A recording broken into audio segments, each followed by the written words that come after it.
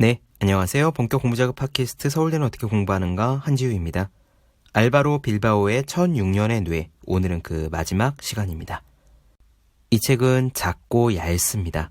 하지만 뇌과학자가 과학적 지식과 새 아이를 직접 키운 경험을 담아서 핵심 위주로 진솔하게 이야기를 실어 놓았죠. 어린 아이를 키우시는 혹은 키우실 예정에 있는 부모님들은 이 책을 꼭 읽어보시기를 다시 한번 권해드립니다. 책의 문체 자체는요, 뭐랄까요? 담백합니다. 화려한 사례나 이렇게 하면 아이가 영재 소리를 듣는다라는 성공담 같은 것은 없습니다. 하지만 다른 어떤 조미료 맛 같은 책보다 저는 이 책이 육아를 할 때 부모가 가져야 할 기본 자세를 아주 잘 정리해 놓았다는 생각이 들었어요. 에피소드에서 다루지 않은 내용들이 아직 많습니다. 오늘은 마지막 시간으로요, 한계 설정을 이야기해 볼게요.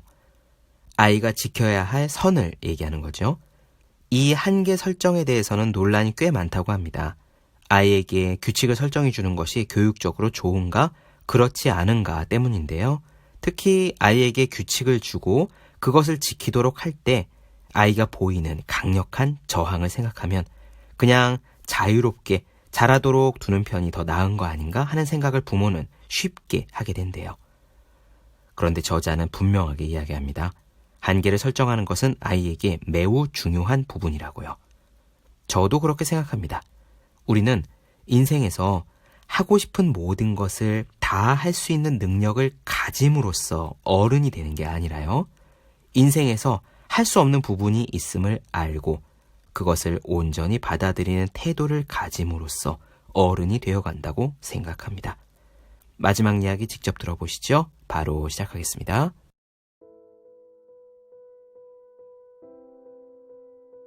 달라이라마는 이렇게 말했다. 마음이 잘 단련된 사람은 행복으로 나아가고 단련되지 못한 사람은 고통으로 다가간다. 아이가 지켜야 할 선을 의미하는 한계는 언제나 논쟁을 유발하는 주제다.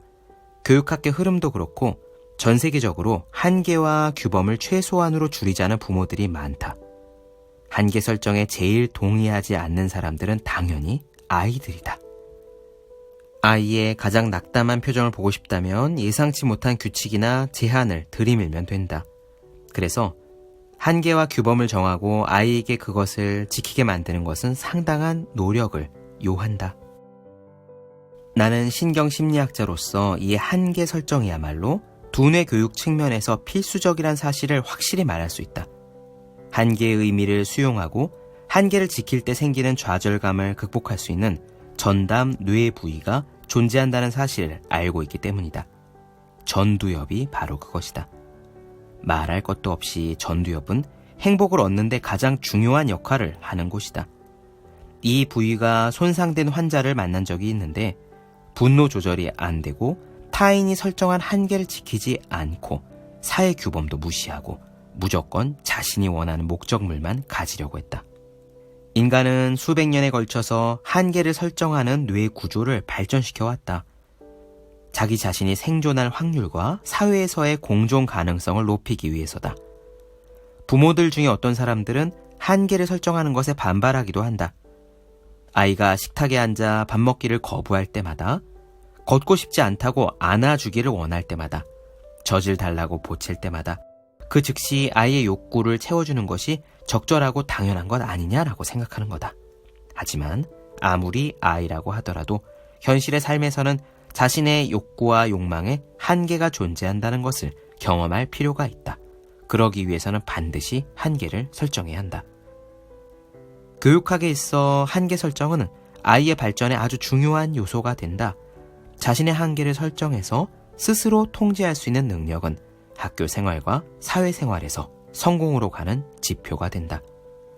주의력 결핍처럼 광범위하게 분포하는 불안 상태는 상당 부분이 한계를 제대로 설정해 놓지 않았기 때문이다. 누구라도 한두 번쯤 경험했을 법한 예를 들어보자. 1살 된 아이가 싱크대 아래쪽 서랍에 접근하는 상황을 상상해보라. 아이는 편하게 앉아서 자연스럽게 서랍을 열고 싱크대 안에 들어있는 신기하게 생긴 표백제 병과 세탁 세제를 발견한다. 어떻게 할 것인가? 아마 부모는 기겁을 하면서 아이가 잡으려고 하던 것을 치운 다음에 서랍을 닫고 아이에게 여러 번 주의를 확실하게 줄 것이다. 절대로 이걸 만져서는 안 된다 라고 말이다. 이건 너무 당연하다. 아이의 안전과 관련되기에 자연스럽게 나온 행동이다. 그 상황의 결과가 불보듯 분명하게 보이는 데서 나온 행동이다. 또 아이가 다른 아이를 때리려고 할 때, 아주 높은 곳에서 뛰어내리려고 할 때, 뜨거운 걸 집으려고 달려들 때도 마찬가지다. 부모는 당장 안전을 위한 조치를 해야 한다.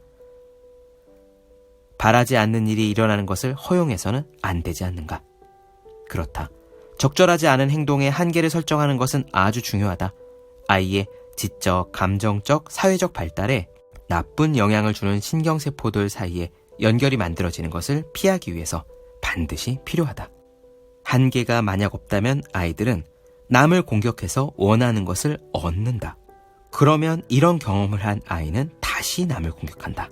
그러나 이렇게 하면 안 된다라는 한계가 미리 있으면 아이가 남을 공격해도 원하는 것을 얻지 못한다. 이런 경험을 한 아이는 다시 공격할 생각을 내지 않는다. 부모가 처음으로 한계를 설정하고자 하는 경우는 대부분 아이가 자기의 행동 반경을 벗어나 뭔가를 잡으려고 할 때이다. 아기가 꼭 안긴 상태에서 바닥으로 내려오고 싶어 몸부림을 칠 수 있고 기저귀를 갈 때 몸을 비틀 수도 있다. 이런 순간에는 조금 전에 이야기한 표백제 병의 규칙을 상기해야 한다. 아이를 차분하게 애정과 믿음을 가지고 하지만 단호하게 붙잡아야 하는 것이다.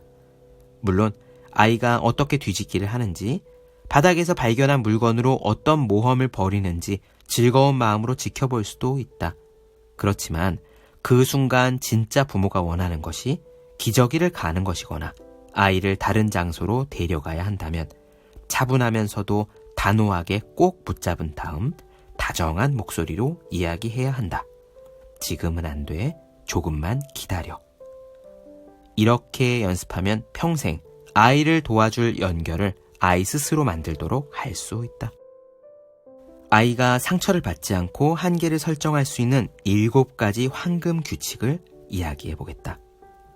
첫 번째, 직후에 해야 한다. 만일 처음으로 아이에게 어떤 한계를 설정했다면 적절하지 않다고 생각되는 그 행동을 못하게 지켜봐야 한다. 이렇게 해야 아이의 뇌에서 첫 번째 부정적인 결합이 만들어지는 것을 피할 수 있다. 두 번째, 선제적으로 해야 한다. 아이가 막 위험하거나 부정적인 행동을 하려는 것을 보았다면 일단 못하게 선제적으로 멈춰야 한다. 부정적인 행동은 일어나기 전에 막는 것이 일단 여러 번 해서 습관화된 다음에 고치는 것보다 20배 이상 효과적이다. 셋째, 언제나 그래야 한다. 적절하지 않은 행동을 포기시켰다고 해서 다시 그 일을 아이가 시도하지 않을 거라고 쉽게 생각해서는 안 된다. 아이들은 호기심이 많고 집요하다. 넷째, 일관성 있게 해야 한다. 아빠가 아침에는 만화 영화를 절대 볼 수 없다고 했는데 엄마가 수시로 이를 허용한다면 아이에게 아무 소용이 없다. 아이의 성장에 어떤 규칙이 필요한지 배우자와 합의를 미리 해둬야 한다. 다섯째, 평온하게. 효과적으로 한계를 설정하는 방법은 부모들이 마음의 평정심을 유지하는 데 있다. 아이에게 소리를 지르거나 지나치게 예민하게 행동하면 한계를 관리하는 역할을 맡고 있는 대뇌 피질이 무력화될 수 있다. 여섯째, 믿음을 가지고 해야 한다. 누군가를 안내할 때 가장 중요한 것 중에 하나는 어디로 안내하려고 하는지 잘 알고 있다는 믿음을 상대방에게 주는 것이다. 마지막 7번째, 애정을 가지고 해야 한다. 한계가 애정을 바탕으로 설정이 되었을 때 아이는 한계가 자기를 공격하기 위한 것이 아니라는 것을 이해하고 반드시 지켜야 할 규칙이라는 것도 쉽게 받아들인다. 좌절의 정도도 작아지며 부모와의 관계 역시 악화되지 않는다.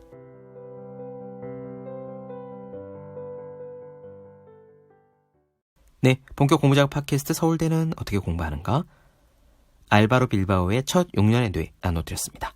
더 많은 이야기가 궁금하신 분들은 제 유튜브 채널 제우의 서재, 네이버 블로그 생의 즐거운 편지, 카카오 브런치 한주의 브런치, 인스타그램에서 해시태그 제우의 서재 검색해주시면 좋겠습니다. 또 해야 하는 일과 하고 싶은 일 사이에서 고민하며 쓴 첫 번째 에세이, 노력이라 쓰고 버티기라 읽는, 공부하시는 모든 분들을 위해 어떻게 공부하는 게 효과적인지 설명한 혼자 하는 공부의 정서, 그리고 책상에 올려두기만 해도 공부하고 싶어지는 365 혼공 캘린더. 아직 읽지 않으셨다면 꼭 한번 읽어보셨으면 좋겠습니다. 그럼 오늘 여기까지 할게요. 전 다음 시간에 뵙겠습니다. 여러분 모두 열심히 공부하십시오. 저도 열심히 하겠습니다.